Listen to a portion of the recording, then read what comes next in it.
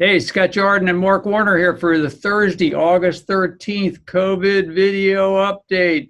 And what do we got here? Oh, Bull and Brand. Oh, I was going to get the one with the presidential seal, but my buddy, Never give up under any circumstance. my buddy wouldn't send it to me. Okay, keep it down. Keep it down. Okay, back to work. Wait, let me get my. There we go. Hey, Mark, how was your vacation? Social It distancing and was, hurricanes. so it was of all weeks to choose. It was the week with hurricanes, flood, power outages, down trees, 5 inches of rain in an hour. It was fantastic. You were happy to get back to work. Actually, very, yes. Yeah, well, we got a lot of breaking news today in our video update. So let's get to work and get into it. It's got some good stuff. So you're first, Mark. So one of the things that is most relevant is we've gotten past this preparing to go back to work, preparing to go back to school. And now the big issue is, what do we do when we're back at school?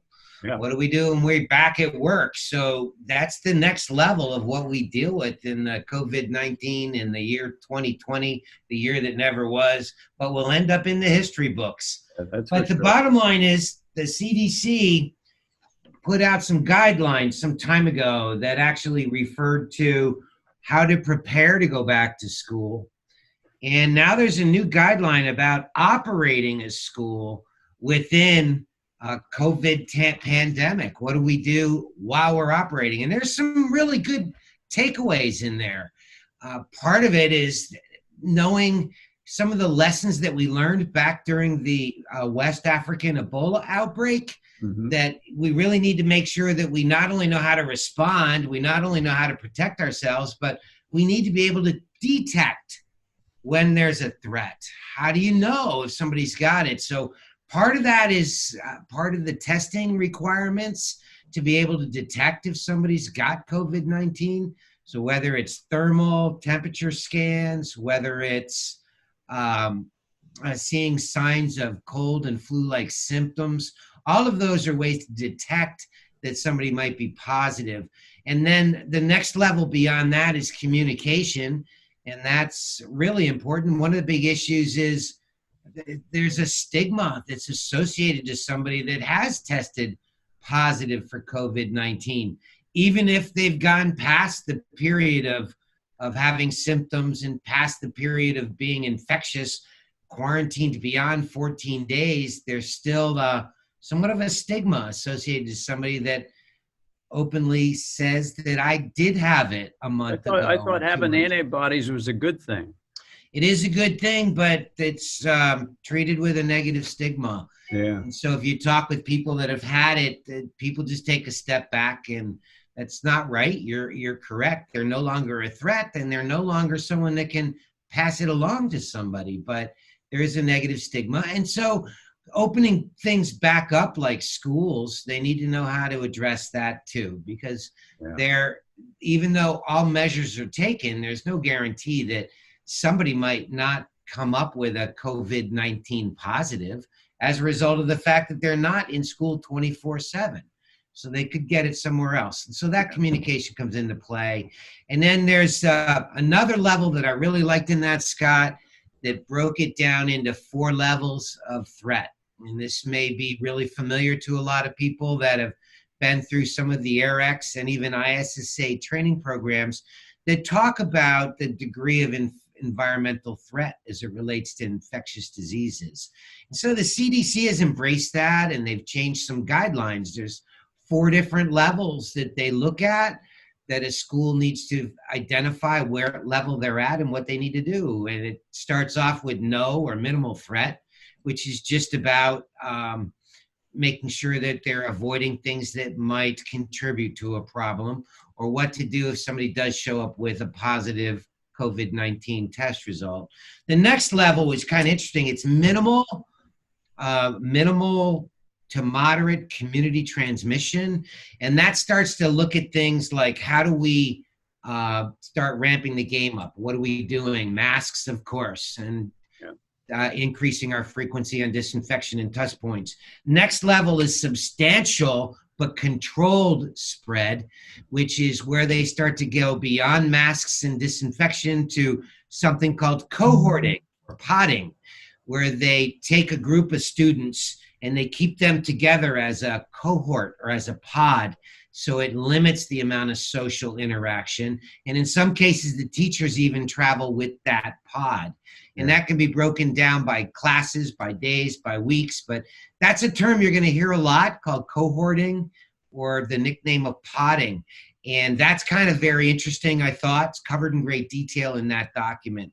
So, the last level, by the way, Scott, is substantial uncontrolled transmission. And when it gets to that level within the community, they're suggesting schools close. At that point, that's a good idea. They completely close, go to completely, online learning. So that's the biggest news out there, is the addressing the new world we live in and how we're dealing with operating during COVID-19.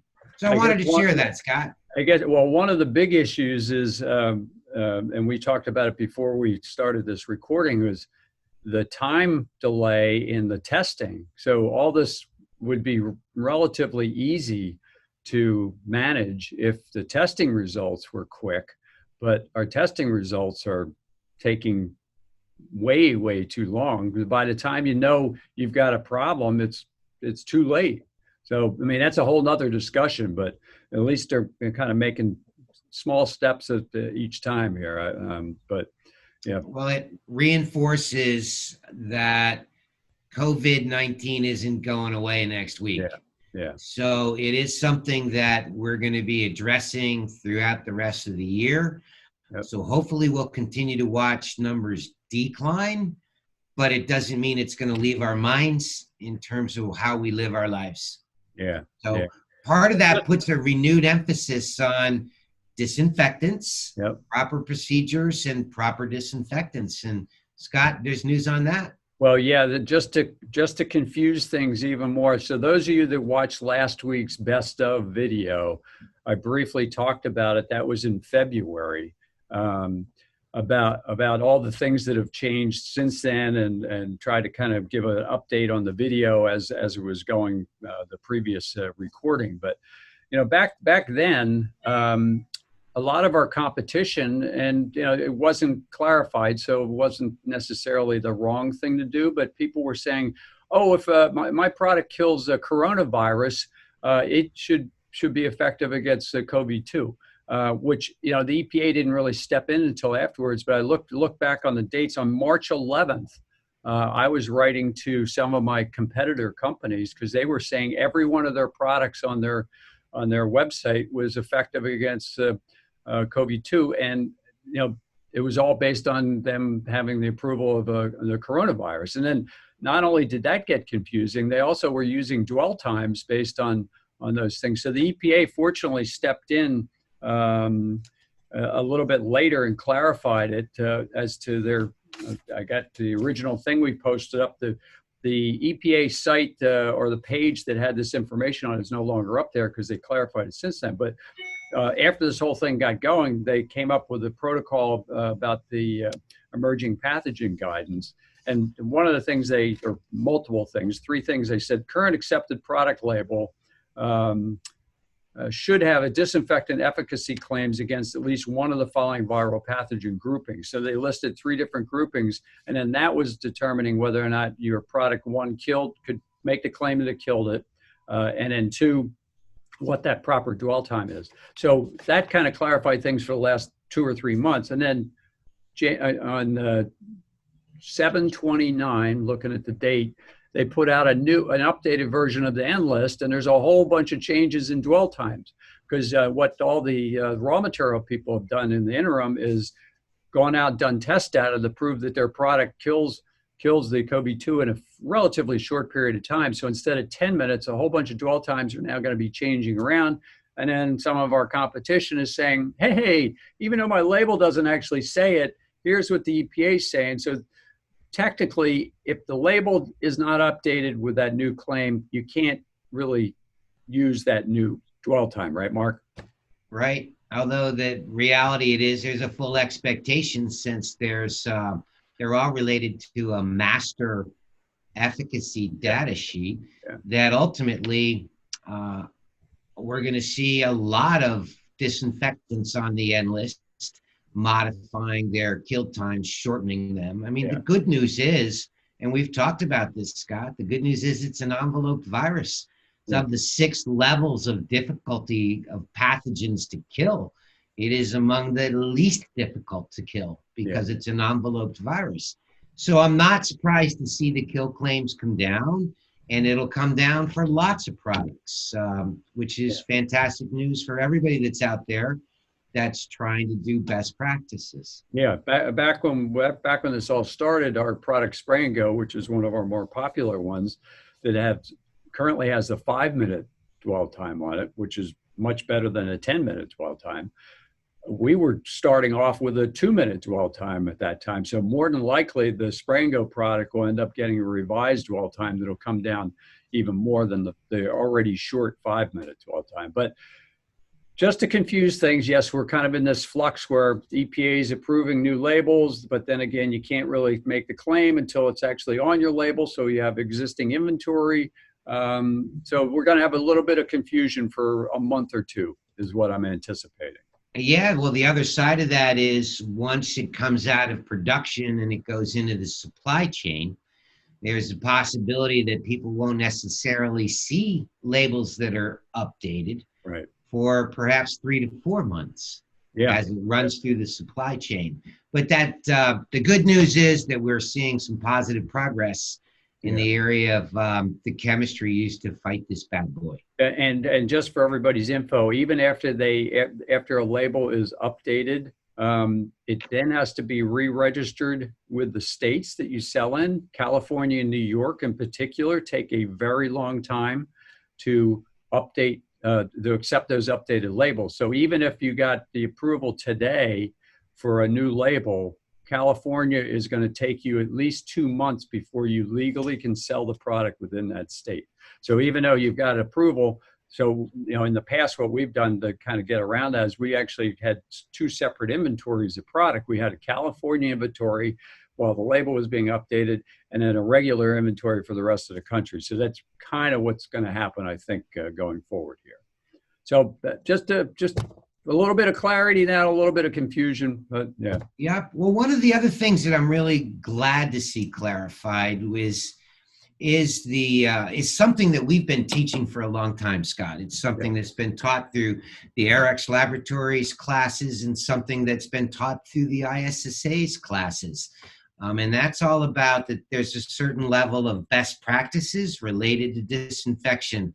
And we're huge believers of it. And step 1 of anybody's best practice is to pre-clean visible soil. Yeah. So for years, one of the terms that was used was gross soil or heavy deposits, and it left a lot of gray area as to how dirty can it be and still let me spray it with disinfectant and think I've disinfected it. Well, the answer is it can't be dirty. You can't spray dirt and expect something to happen to the surface below the dirt. So I'm really glad to see that everybody seems to be embracing the idea of a change to the terminology of visibly soiled rather than heavily soiled or gross soil. And it leads us into that whole discussion of what is best practices. Well, first off, pre-clean the area. You can't spray dirt. And that's unfortunately what I see happening a lot. Secondarily, you apply your disinfectant, and it needs to be applied at the appropriate level so that it stays wet for the appropriate dwell time. At the step 3 is and that's after the dwell time has taken place, you can either allow it to air dry or you can recover the slurry with a cloth or a mop. And then step 4 of best practices is to rinse it. Now, that's a highly recommended best practice, only required by law from a regulation standpoint around food service and food prep areas, but it has always been a strongly suggested should for anywhere there's skin contact. So whether it's a ball pit in a K-12 or kindergarten school, or whether it's a surface that somebody's laying on, any amount of skin contact, it's a a definite should, not necessarily a must, but a should. But recommendations, you know, from a recommended standpoint, something that's always been recommended as a best practice. And, you know, the fifth level of it that kind of is something we'll talk about in future webcasts is step 5, being able to document that you have successfully performed what you think you did. Yeah. Did you successfully disinfect that surface? And it gives us a chance to talk about some of the ways that testing is done. ATP meters and swab tests and state-of-the-art technology that's coming down the pipeline. So that sets the stage for some future COVID-19 updates.